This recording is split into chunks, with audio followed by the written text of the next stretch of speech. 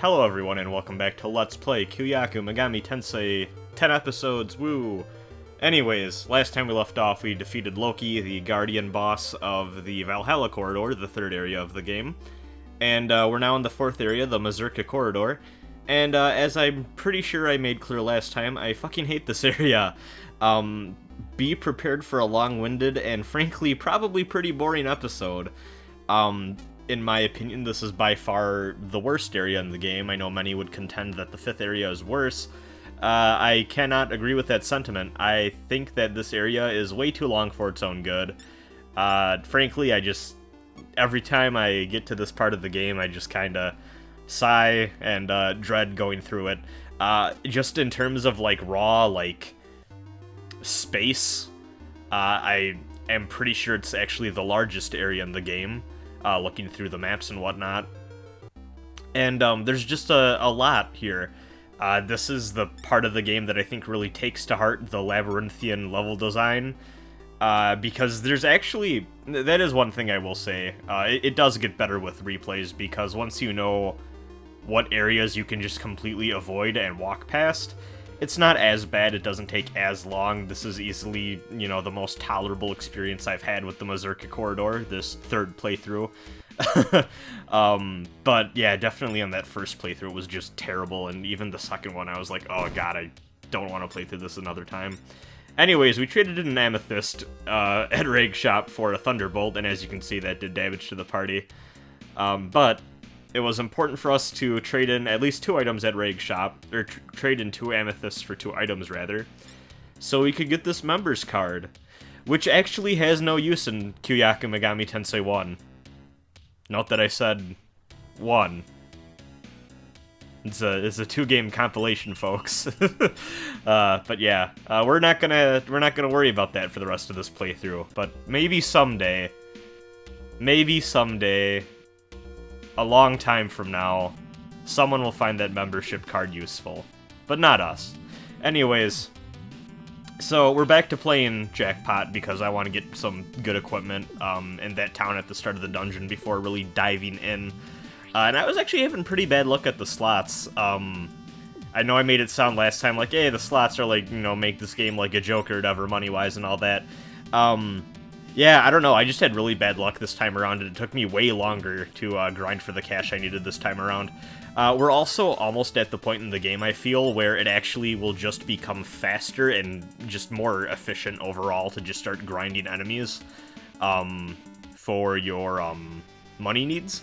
So just keep that in mind. And then also, I forgot, I was supposed to show this off in the first episode where we started doing our gambling shenanigans. And I just forgot to include the footage, so I'm sorry about that. I decided to rectify that by showing it off here. There's a second game in the BN Entertainment Center that you can play for cash, and it's a lot less reliable than the slides, or the slots, rather. So yeah, basically you just have to guess if the number is going to be bigger or smaller, or it's I think it's 5 or below, or 6 and above. Yeah, 5 or higher, 4 or below, rather. And you just need to guess correctly, and if you guess 3 times in a row, you get a special prize as well. But yeah, it's just a lot less efficient, and also just, as you can see, the actual animation takes a bit longer than the slots do. So it's hard for me to recommend this one, just because it's a little slower. And also, too, it's less guaranteed, because you can lose it all if you keep going. So, yeah.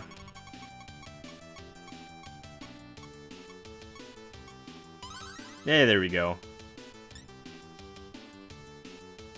See, we got an Agirama Stone, which actually ain't really that useful to begin with. I think the actual items you get from the slots, too, are a lot better, because you can get, resurrection items and shit, even, so that's always useful. But yeah, let's get some new armor, let's get some new weapons, and let's take a good dive into this very, very complex dungeon. I'm pretty sure I show it off at some point in this video, but if you remember, if you double tap the map button, the L button on the Super Famicom, you can see like your overall position in like the whole dungeon that makes up the game. And if you look at Mazurka, what you'll actually see is it's kind of like a horseshoe shape. Like you're gonna go up like about 8 floors or so, and then there's like a giant middle section in the top few floors that you're gonna be going between, and then there's like another part that goes down 8 floors. So yeah, you're kind of basically it feels like you're climbing a mountain. And just, like, the top part of it is just complex, and it's easy to get lost in. And honestly, that's, like, the big thing here. It's easy to get lost in. And also, we're going to run into a few enemies here that are a pain to deal with. I wouldn't even necessarily say that the enemies here are difficult. It's just that they're a little bit beefier than what we've been seeing so far. And also, they come in bigger packs. It really starts to feel like the game starts to get a little bit more egregious with throwing like a lot of tough enemies at you in larger groups around this point in the game. So yeah, I mean, hey, also just, you know, that kind of goes, you know, without saying too, that it's a good idea to have demon party members if you can get them. Like I said, you know, age-old criticism I have with this game. I'm sure I don't need to repeat myself, but it's constantly hard to get the demons you want in this game because there's so few to fuse. But yeah, get some demons with good attack spells that hit, you know, multiple enemies and stuff like that. And also, I guess, you know, I should reference too that this game didn't yet have guns that you could equip to your party members, so that's another, you know, method of crowd control that you're really losing out on in this game compared to the later entries in SMT, where that was a very easy way to do a lot of damage to a lot of enemies at once. And yeah, you just don't have that with your human party members in this game, unfortunately. Only thing you really got is Yumiko's spells and any multi-hit weapons that you equip with either Nakajima or Yumiko. So yeah, we're starting out here on the first floor, and it's gonna be a bit. If you remember, we did do a little bit of grinding in this area when we skipped ahead using the Sky City. So there's, you know, for some of the enemies that we fought in those episodes, I figured, I don't need to show those off again. So if you want a quick refresher, you can go back and, you know, watch that or whatever. Because frankly, it's not until a little bit later that we're going to run into the enemies that I really think are worth talking about. Because there's a few in this area that I really should make note of and kind of give players a hard time, or at least can catch some players off guard in what they can do. So I'll make sure to note them whenever we get the chance. Actually, I believe one or two of them might have been ones that we ran into when we were grinding earlier, when we took the shortcut. So maybe I might have skipped over some of those that I wanted to talk about, unfortunately. But if I you know, notice one of them, I will definitely be sure to bring it up. So it's a little weird that there's a shop there, actually. I don't know why just randomly on the second floor they decided to throw it in, but whatever.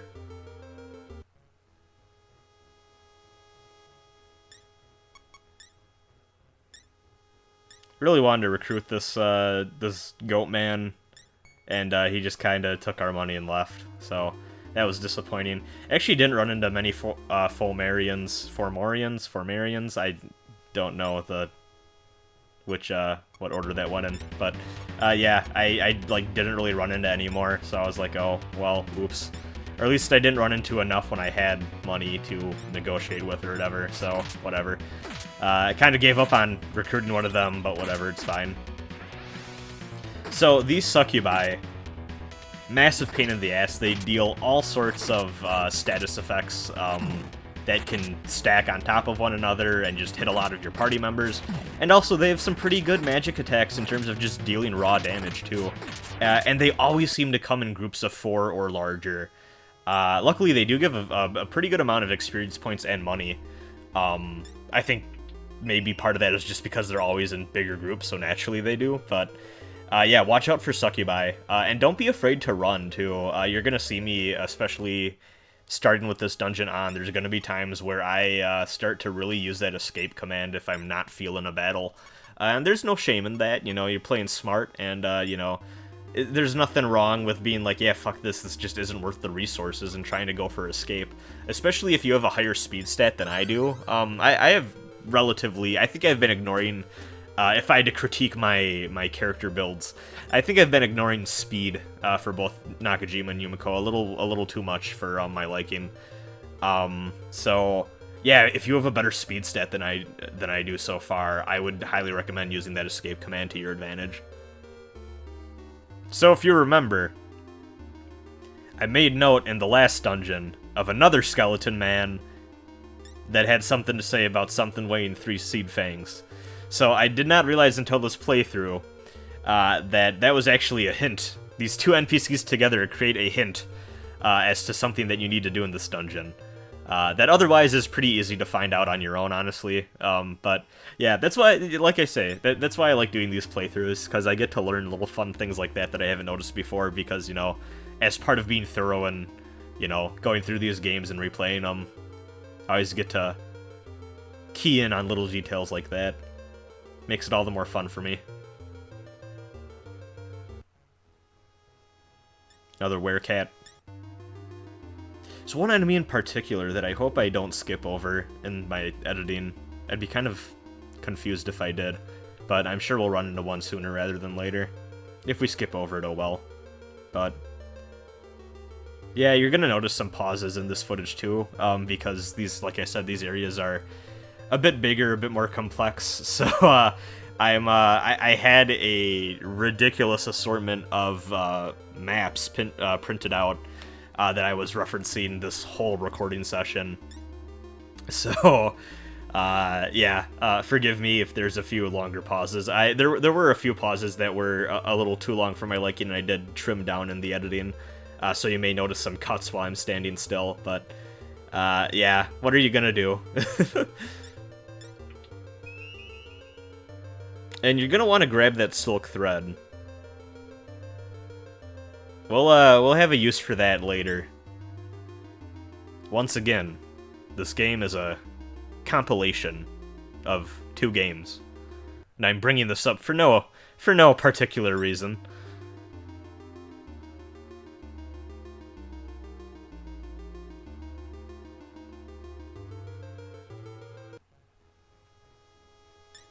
This, I think we may have fought this before in the little shortcut part, actually, but I wasn't sure, so I left this one in. It went down pretty fast, anyways, so. Okay, so, yeah, if that doesn't clue you in, that's the little side quest we need to do. Okay, this is the thing I want to talk about. I'll talk about the statue after. Fuck these things, just use your light elemental spells, just take care of them. Just fuck them, kill them as fast as you can. You can actually run into these Loas also in that Hell Spirit Realm area that you can get to in Valhalla if you have Cerberus in your party, that little bonus dungeon I showed off, if you remember. You can run into those there as well, but luckily we didn't. The problem with those is that they have a lot of HP, and they have a bad spell that they very rarely use that can actually permanently level down one of your characters. It'll undo your last level up. I do believe that if Yumiko gets leveled down, she doesn't lose her spells at the very least. Like, I think as soon as she learns a spell, she can't unlearn it, but you will lose the last stat point that you put into your character. And when you level up again, you'll have to, you know, you'll either have to put it into something different or, you know, make up that level that you lost. It is not uncommon for players to have pretty bad luck if they don't take out those Loas fast and lose upwards to like 5 levels even in this dungeon. So yeah, just be careful when you're fighting those things. Luckily, if you're like me and you have enough intelligence points into Yumiko, she does have Mahanman, and they basically die from like 1 go-around of that. And honestly, any demon with light spells you have, just spam them because they're pretty weak to light, being dark elemental creatures. So that is the one saving grace here, luckily. There was a Stonka. I could have probably talked to it and avoided a confrontation, but you don't get experience points that way, so I think that was my thinking there. And remember, too, in addition to the escaping, you also have that ability, too. You can, you know, talk to demons that you have recruited in your party already, and they'll be like, hey, it's a friend, and then they'll let you off the hook. I think that is one thing that can be said about Megami Tensei, and honestly, the more experience I have with traditionally seen as difficult games, I think that's something I'm really taking to heart. I think a lot of games are hard for people, especially on their first go-around, because they don't really internalize the tools that, oh no, it's the creator of Fate Stay Night. Anyways, I think a lot of people, and I'm including me in this actually, have a lot of difficulty internalizing all of the different possibilities and tools that game developers try their hardest to impart on us, even when, you know, creating a difficult game. I've been playing through Sekiro a lot recently, actually, and I think I've really taken that to heart in that game too, where I was, I think, approaching that game a little too much like a Souls game for a lot of my early playthrough of that, and then I slowly started to actually use that game's, you know, blocking mechanics and stuff like that, and really trying to take that to heart and do my best to succeed using those tools, and it was a very rewarding experience. And I think Megami Tensei is the same way, to bring it back around. You can really get out of a lot of sticky situations if you just think through what the optimal strategies are for, you know, using as little of your resources as possible. When I say resources, I don't even mean just like items and MP and stuff like that, but also, you know, your health is a resource. And, you know, the lives of your party members are resources. Just every little bit that goes into helping you succeed is something that you really need to weigh in here. These games are very mathematical in that way. I guess all RPGs are, you know, they're all number-based, but yeah. And also one thing I was going to note, and I don't want to lose sight of it, I don't know if it's going to come up this episode, so I might as well say it while we're still mid-battle here. These things also, too, like, they'll deal a lot of nasty status effects. They're like succubi. They'll deal nasty status effects. They're very tanky, and they come in large groups. Very much a pain in the ass.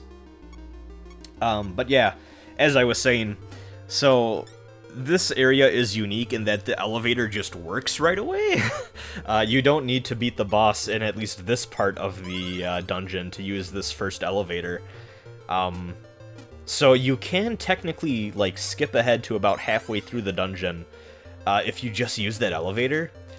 Or actually, too, you can skip ahead quite a ways if you just go through the Sky City of Bien way, you know, if you fly the city over. But I encourage you not to do that. One, just because it's a good idea to, you know, try to get some money and experience points by actually going through and, you know, going through that first half of the dungeon. And, you know, hopefully some, you know, demon party members along the way if you're not me and have, you know, better luck in that department. But you do want to get that silk thread if you're gonna be playing both games in this collection. I'm great at foreshadowing.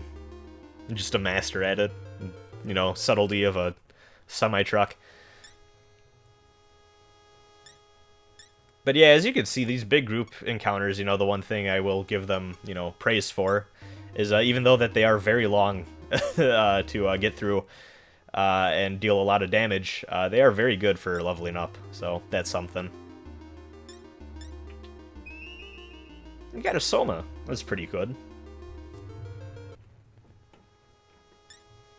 Treasure chests are very interesting in this game because sometimes it's like, oh hey, you got like 100 Maka, and a lot of other ones are really good. Like it feels like there's not many in-between chests in this game. Like you either get like really crappy like monetary reward, or you get like some of the rarest items in the game from the treasure chests in this game.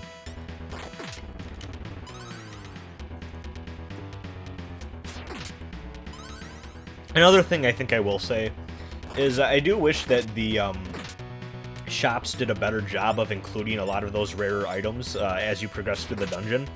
I want to say off the cuff, not actually looking this up, but just from memory and experience playing this game so many times, I believe that every like item shop in this game has the same inventory actually. At least that's what it feels like at the very least. Oh, and hey, it's a palette swap of our favorite enemy in the game. And they can't talk, unfortunately, so not gonna recruit the green one, but oh well. But yeah, I really wish that it was easier to get some of these rarer items other than just relying on rare drops or chests or, you know, gambling at the casino. Also, I think it's ridiculous that you can't buy the jewels from shops either. Especially because, like, I get it because they are full heals, but also they're the only healing item in the game. So, I don't know. That being said, maybe it's a blessing in disguise, because if you had to grind for, you know, if you had easier access to healing items, you'd probably want to grind for those too, and then, you know, take even more time out of the actual playthrough to be spent money grinding.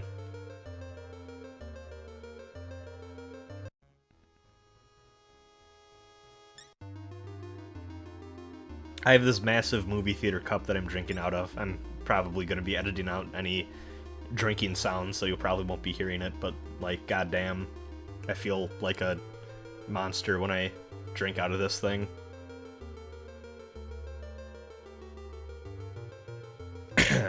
Raw cola just going through my throat. There's another one of those fun pauses. I like to think that in character Nakajima's just looking down this long hallway and is like, yeah, fuck this shit. And that's actually what he did, because he's like, I'm not dealing with these succubi today. I'm just gonna tag out and walk down the same hallway and somehow not run into them the same time.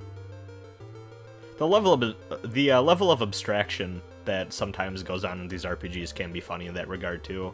Like, you know, I'm someone who, this is probably heretical to some people, I really don't mind random encounters, but I do say that from like a, oh god, I'm gonna use the word, from like a ludonarrative perspective or whatever, ludonarrative dissonance sort of thing or whatever, it is a little silly to be like, oh, I'm gonna run around and, oh, I ran into these enemies, and then you run away and you run exactly like the same way you came, and you don't run into the same enemies.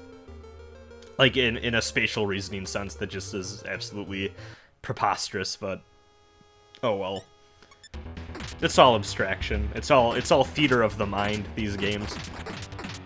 And that is one thing, I don't know if I've talked about this. I feel like I probably had to have brought this up in, one of my LPs, but, like, I really think that people get, or people that get a lot out of dungeon crawlers like this, especially stuff like Etrian Odyssey and all that, from my personal experience and just, like, from what I know from myself and also friends that enjoy these types of games as much as I do, you have to, I believe there has to be, like, a level of imagination to each of these games. I know that I have this tendency, like, when I'm watching an RPG battle happening, when I'm not thinking about, like, you know, recording an LP or thinking about, like, strategy and stuff like that.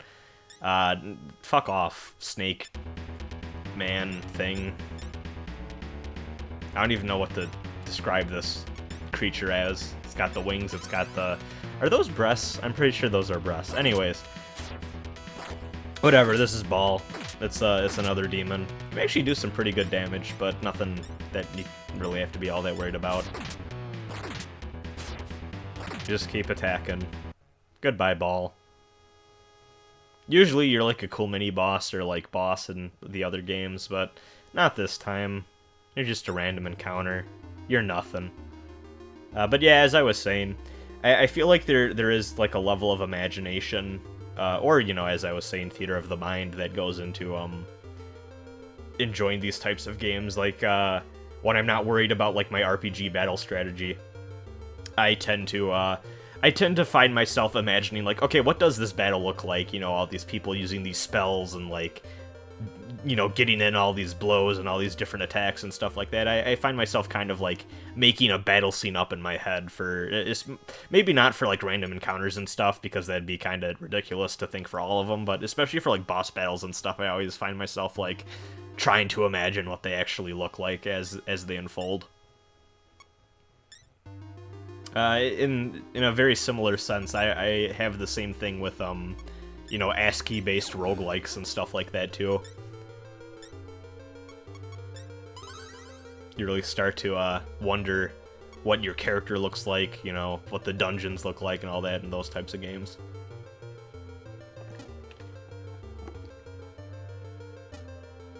I think there's something to be said about the power of imagination, how that's been lost as games have gotten, you know, of a higher fidelity, and realism is easier to, you know, emulate within a video game world. I think Final Fantasy 15 is an example I think of a lot, where as much as that game is about like traveling and going on a road trip, I ironically found it feeling a lot smaller because it was such a realistic depiction of an actual space and like an actual, you know, part of a world. It ended up feeling much smaller of an experience to me than the globe-trotting adventures of the earlier games that relied on like an overworld map and a more abstract view of the world. And it felt a little bit less of like an adventure to me, and I think that was part of the reason I really didn't jive with that game, and I kind of gave up on it and ended up watching a playthrough of the rest, which is a trend I have with a lot of, unfortunately, modern RPGs I found disappointing, but oh well. Ain't nothing wrong with watching a playthrough of a game you're not enjoying playing yourself. I mean, I'm sure that's why at least some of you watching this are, you know, watching this, I guess. I will say that, I guess another hidden benefit, or at least not a hidden benefit, but a side benefit of this dungeon being so long, is that it's filled to the brim with NPCs that will give helpful hints as to how to get through this dungeon and what you really need to do to beat the boss here. So that is probably a good thing. It's probably the most open this game ever gets with helping you figure out a puzzle in that sense. Though I should point out that this is the first dungeon in the game to have not one, but two little hidden puzzles that you need to do before you can fight the boss. So we'll be getting into that in the next couple episodes, though. Which will, you know, hopefully be a little more eventful for y'all than this one. There's a lot of walking and a lot of me talking and rambling. Got a lot of talk of this Gaia person as well, actually, from these NPCs, so that's someone we're gonna need to pay attention to. I really like this enemy design, by the way. Just, you know, making the little tornado with your hand. That's fun. That's cute.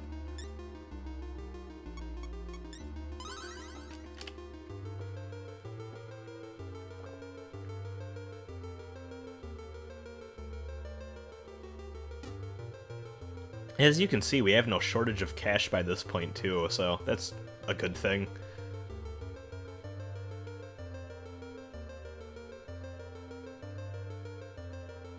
Who will cast magic? I guess no one.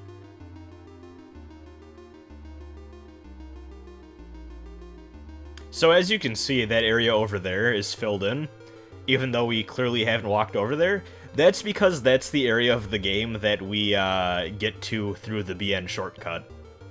So we can use that as a reference point to getting back to the Sky City of BN. And we're going to be doing that because I think actually that's intended by the game. Actually, a pretty... I will say, as much as I really fucking hate this area and think it goes on way too long, that is a pretty cool little tidbit of level design genius, I'd say, where that Sky City of BN shortcut makes a pretty good checkpoint for the halfway point into this dungeon. I mean, obviously it can be used to actually skip half of the dungeon from impatient players or people who just don't want to deal with this bullshit, but if you're going through it the quote-unquote intended way, yeah, it's a cool little, I don't know, nice way to get back to a familiar and safer area, so. World design is a fun thing when done right.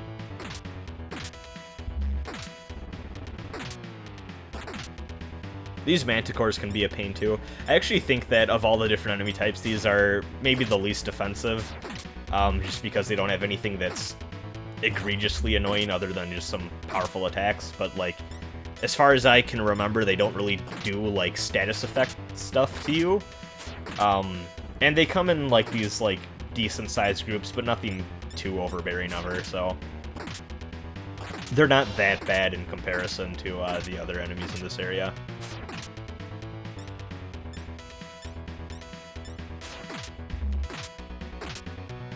Digging the hair on this Manticore, actually.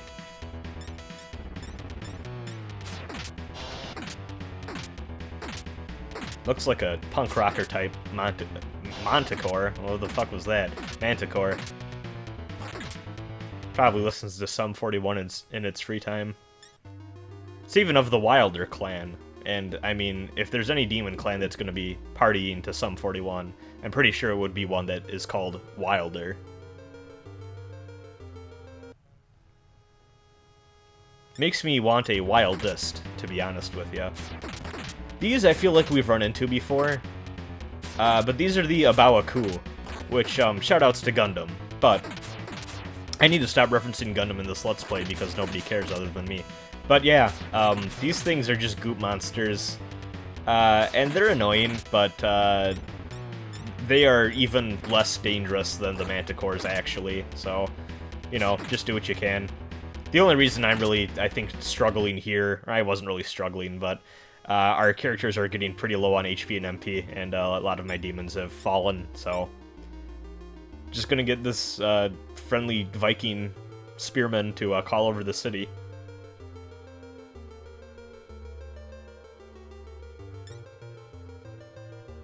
And we're back, and that's gonna be the end of the episode. Thanks for watching.